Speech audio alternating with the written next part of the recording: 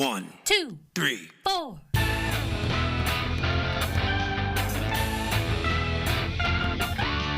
Monster movie. Fun time, go! Monster movie. Fun time, go. Monster Movie. Fun time. Go! Monster movie. Fun time, go. With Precious D and Honey Bee. Fun time, go! Ladies and gentlemen, boys and girls, friends and neighbors, welcome to Monster Movie Fun Time Go. I am one of your hosts, Precious D. And I am the other one of your hosts, Honey Bee. Honeybee and I are two best friends making our way through the history of kaiju movies. We started in 1933 with King Kong, and today we are in 2015. Tremors 5, Bloodlines is the movie. Woo! It is direct to video. It is the first one that was not made by the original guys. And it was, 11 years?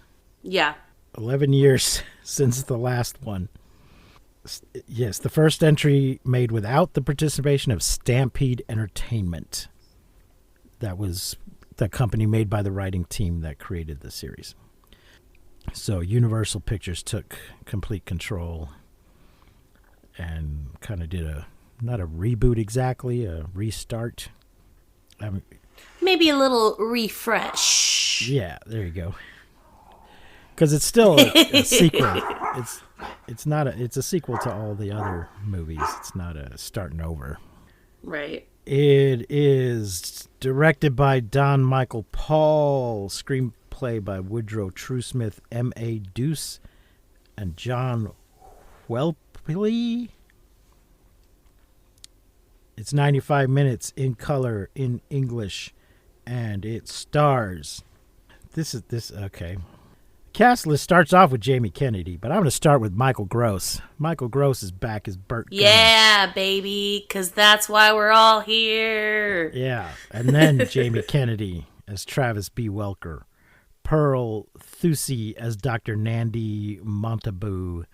Ray Rangaka as Baruti, Brandon Oret as Johan Dreyer, Nolitha Zulu as Amahale Montabu, I think that's the little girl, Daniel Jenks as Eric Van Wyck, Cello Sabotsane as Thaba, Ian Roberts as Den Bravers. And then they list Michael Gross. I don't know what's wrong with this article.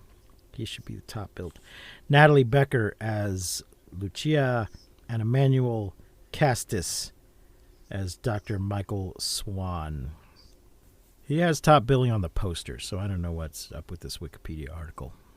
So there you go. Honeybee, initial thoughts on Tremors 5. Bloodlines. Well, I definitely feel like it is a refresh for sure, especially 11 years later. But coming from the fourth film to this film, I feel like this one was, if you can even say this about any Tremors movie, I'm not sure, but like a little less cheesy in a way.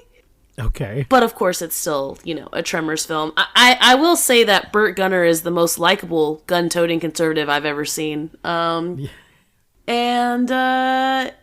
Yeah, I thought I was not gonna like this movie as much as I did. I actually liked it way more than I thought I was going to.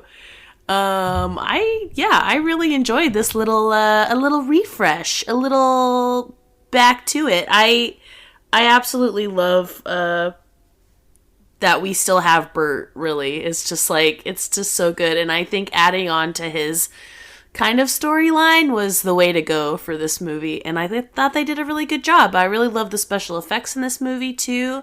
It felt like more CGI, but I feel like there was still some practical effects as well. Not entirely sure about that, but just kind of maybe, I felt like. And I liked it. I really liked the special effects in this film, and I really liked the storyline. It was a surprise to me, to be completely honest, but I really enjoyed it, actually. What was the surprise? The reveal of the relationship? Well, yeah, the reveal of the relationship, and also just that it was better than I thought it was going to be. Because I feel like 4 was just so cheesy, you know? And so then I kind of expected that cheese in this film. And while there, of course, is some still, like, cheesy things, it felt like they were taking it a little more seriously, you know? And, yeah, it was great. It was really great. Yeah, so 4 was the prequel with the founding of the city, and the fact that the people that founded the town knew that there were graboids and didn't tell anybody. I don't know that I care for that. So this one, we go to, it's Ernest Goes to Africa. Burt Gummer Goes to Africa. So we started in Perfection. We went to Mexico, El Salvador, somewhere south, somewhere Hispanic. And then we went back to Perfection. And then we went back in time, still in Perfection. And now we're going to Africa. Just wait till you see where Yeah, we we're go global, baby. next. Yeah. So these things have been laying dormant for millions of years, and now they're popping up all over the world. So what are you going to do? You're going to hire Bert. That's what you're going to do. That's right. Well, let's get into the plot, which we got from Wikipedia. Thank you, Wikipedia. Burt Gummer, now a star in his own survivalist web series, and his new cameraman, Travis Welker, are approached by South African Wildlife Ministry agents Eric Van Wyck and Johan Dreyer, who hired them to deal with ass blasters in South Africa. So, I really this like opening this scene, oh, it's so good. This whole thing was very topical for 2015, and I didn't take it as a web series. I thought he was trying to make a thing for cable to get picked up for television. I was not sure that this was actually had been sold yet, though. I thought they were just working on it. I don't know. Maybe it was on the web. I thought it was in development. His cameraman quits because he got a better job, but he called somebody else up to substitute to take his place, and that's Jamie Kennedy, who seems very excited to be there. And I think what kind of gives you the web series vibe is like when he's talking about like how many likes and views and follows that Burt has on like Twitter and shit. Okay. And that's kind of where you know it's like, oh, it's a web series. Yeah, but there's definitely a lot of this kind of show still, but back then a lot of man in the wild and Bigfoot hunting and just, a couple of clowns with a camera just out there in the wilderness doing shit and eating weird things and killing things.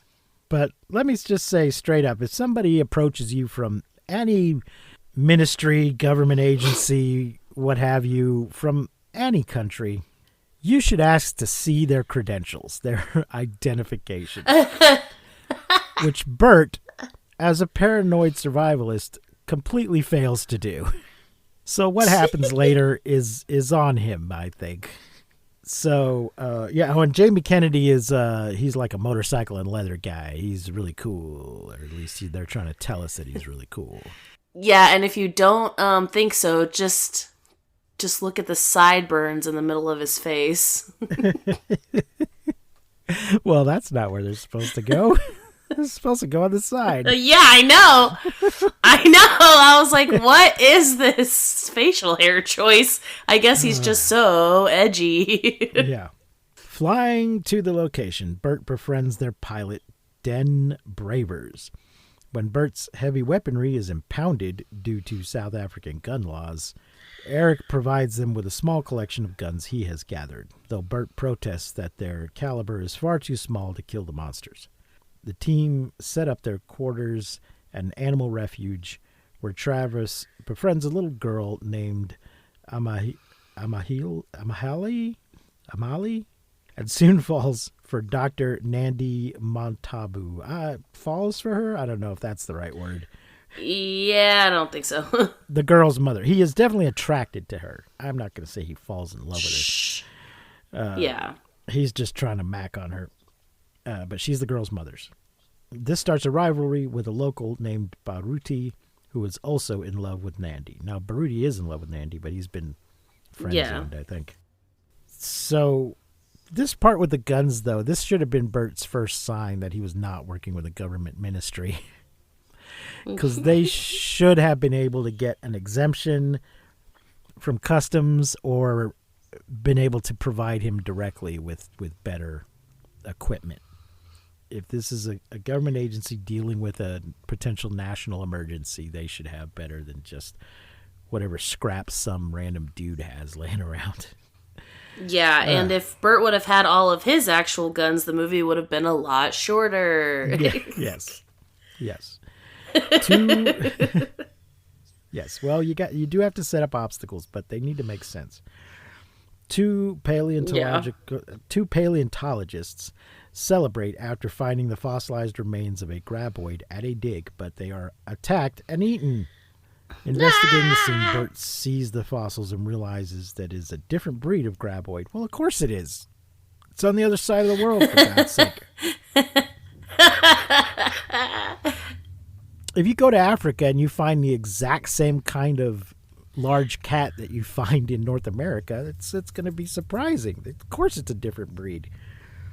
Jesus. While Travis attends a local tribal dance with Nandi, a refuge worker named Thaba is attacked by an ass blaster and carried off. Well, so this was kind of dumb too. This is a little bit on them. They tell everybody that these things are attracted by sound and vibrations and that they're nocturnal. So maybe cancel the nighttime dance with a lot of drums and stomping on the ground. I know it's, they didn't say that. I mean, it's a tribal dance, but it wasn't like this is a special night and we absolutely must do this, or, it's going to ruin the crops for the whole year or something. They're just having a regular Saturday night dance or something. It seems like somebody should have said, let's not do this tonight. This is a bad idea. I think they're even talking about some of these things while the dance is going on. They're like, oh, so they're nocturnal, huh? Here we are out in the night. Making a lot of noise. Burt orders the refuge to be evacuated, then heads out with Eric and Dreyer. They find the ass blaster in a cave, and Burt kills the flying monster, which kills Dreyer when it falls from the sky. It just lands on top of him. Damn it! Yeah. That was pretty funny. It was very funny. This guy's trying to be a real badass and acting like he's unimpressed by Burt and just kind of being a dick. And then as soon as the shit hits the fan, he's like, oh no, this is terrible. Oh gosh. Oh no, monsters. Oh crap. And then one lands right on top of him. He's like, fuck this. I'm out of here. I didn't sign up for this. Splat. When Burt finds that the ass blasters have been laying graboid eggs, Eric reveals himself to be a poacher, planning to sell the eggs on the black market. He locks Burt in a metal cage and leaves with the eggs. Oh my gosh. Burt kind of goes through something. Oh, this cage scene is just fucking glorious. Oh, yeah. Burt's in solitary confinement for, maybe a day and just kind of loses his shit. He's trying to become one with a lion who's outside the cage. I think he tries to get the lion to let him out. I love when Travis is like, wow, you really picked a bad time to start meditating. I think it was in the outtakes. I don't think it was in the film itself, but the lion pees on Burt. I think they cut that. There's a lot of peeing in this movie, actually. Okay. Well, I have it on DVD, and there was some deleted scenes and outtakes and stuff on the DVD. So I think it was in the outtakes. Cute. Well, some of them weren't so cute. Some of Jamie Kennedy's jokes were bordering on racist. Oh shit, really? Yeah. Well, it's just not in a hateful way, just sort of a I'm being edgy and funny kind of way. Nobody Some of them people laughed, others just seemed uncomfortable. Like the person's like, ugh, this guy's the star of the film. I can't really punch him right now, but With this, who is this gringo coming over here and trying to be funny? I can't remember. I mean, I don't remember specifically what they were, but they were just in poor taste. So maybe that's why we don't see too much of Jamie Kennedy. Remind me to talk about his New Year's thing when we're done. Okay. Let's see. Locks Burt in a cage. Okay, Travis finds Burt the next day, but when their truck breaks down, they head back to the refuge on foot. In the desert, they find Eric's truck has crashed, with Eric fleeing from a massive graboid with detachable and independent tentacles. What the fuck?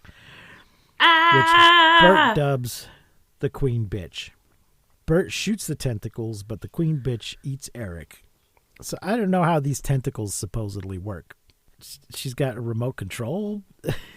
She's psychic? I don't... Or they're... do they come back and reattach themselves later? I don't know.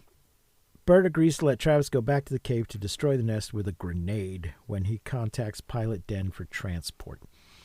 In the cave, Travis kills an ass blaster with the grenade but fails to destroy the nest. When Den arrives, Burt manages to use his helicopter rockets to destroy the nest because this guy's just got some rockets on his civilian helicopter. Like you do. Yeah.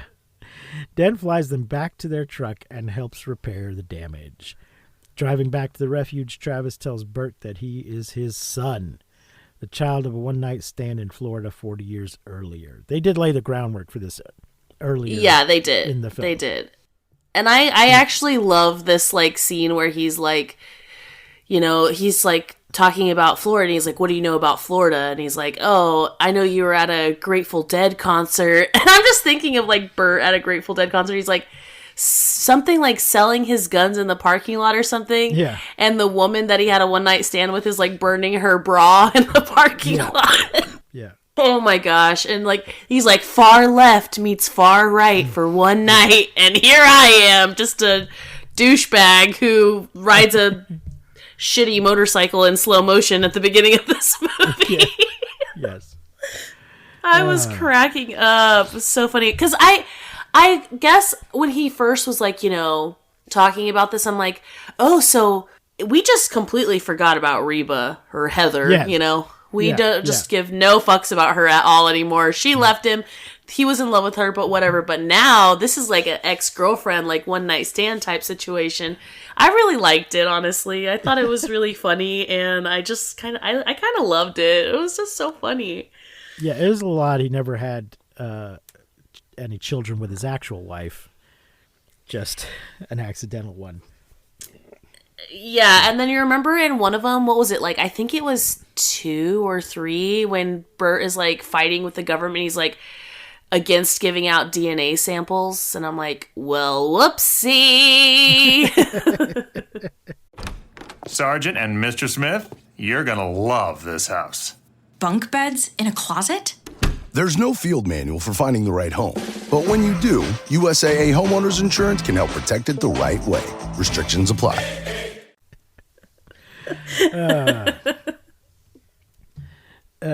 Let's see. Having heard of Burt's exploits, Travis wanted to be like his father. At the refuge, the workers are attacked by ass blasters. Nandi, Amali, and Baruti managed to kill several ass blasters and a graboid. So Jamie Kennedy was trying to start a romance with the doctor, and it kind of looked like maybe that was going to happen, but then it just turns into 2 separate movies where he's off with Burt and she's off with her daughter and their friend, and very clearly there's action movie romance shit happening with the 3 of them. And, we're not even thinking they're just in their own little side movie now. And the thing with Jamie's not going to go any further. So they managed to kill several ass blasters and a graboid. They head for the village where they discover that Amali is hiding a graboid egg, which is why the creatures kept attacking. It's always the course. Kids. It's always the fucking kids. It's little Panchita. Yeah, it's just like that Kid and the Rabbit movie. The trio is attacked again, and during the confusion, Amali wanders away with the egg. Burt and Travis arrive, finding the village under siege by the queen bitch's tentacles. Travis retrieves the egg, and Baruti gets Amali to safety. Yeah, Travis gets on his motorcycle and snatches up the egg. When the queen bitch arrives, Nandi suggests using the daily thunderstorm to kill it. They mentioned earlier in the film that it rains every day like clockwork. You can set your watch by it. Travis distracts it as the villagers construct a trap. When the storm erupts, Nandi lures the queen bitch in with the egg. Lightning bolts attracted by the metal trap destroy the egg and the queen bitch graboid. Afterwards, Burt accepts Travis as his son, inviting him to join him in his work. A mid-credit scene shows Burt and Travis now co-host Burt's reality show, and they kill a variety of monsters around the globe. Well, they go looking for a variety of monsters. I don't think they find anything other than graboids, though. I think people claim that there's, Sasquatches and chupacabras and God knows what, but I don't know that they ever actually found any of those other monsters. It looks to me like it does kind of turn into one of those Bigfoot or ghost hunting shows where they just run around with their cameras and try to create a lot of drama, but there's never actually anything going on. Yeah. But I'm sure they run into a graboid every now and then. Surely. I like how Bert's like, when he gets the bloodline reveal, when he's like, there's no way you're my kid. And he's like, oh yeah, because you're such a badass. And then like, at the end of the movie, the guy like taps him on the shoulder and he's like, it's all right, Pops. It's all right, Pops. Because he's like, what about my career? You said you were going to like fix me, la la la. And he's like, it's all right, Pops. You don't need fixing. And then like the next thing we see is like their commercial together. And I was like, aw, cute. He just wanted his daddy. So there you go. That's Tremors 5, Bloodlines. I think this is probably, well, I don't know, because I feel like 1 and 2 are good, and then 3's like all right, and then 4 I didn't really care for, and then I feel like this one, I just felt like it was pretty good, and maybe it's just because I was expecting it to be so bad that I was like, oh, okay, but I actually really enjoyed this one, and that really shocked me. Well, I think the thing about all of these movies is that Michael Gross is really good. And he's for sure. really created a interesting character. And of course, the first movie has other good people in it. But when they all go their separate ways, Michael Gross is good enough to carry things on his own. Yeah. From the third movie forward. And also, the thing about Burt, he's not really right-wing. He's kind of his own thing. He appears to be right-wing on the surface, but there's more to him than that. And he's really just sort of an independent, almost apolitical. Like, I don't imagine he actually votes for anybody because he doesn't trust any of them. Mm-hmm. And he's not a caricature. He's not racist at all. And he's not sexist at all, which we often see in that type of person in the real world, sadly, but also that kind of character in the movies. So I think, and which is part of why he's so appealing, because everybody can see something that they like in him. Mm-hmm. He doesn't, I don't think, because he's well-rounded, if an actual right-wing person is watching this movie, I don't think they feel like they're being made fun of. Right. Yeah. Because he's presented as a real person and not a cartoon. But he doesn't behave in a way that's going to offend a left-wing person watching his character, which is, I think, very skillful on the part of the writers and the actor. Yeah, definitely. So there you go. So how many stars are you going to give Tremors 5?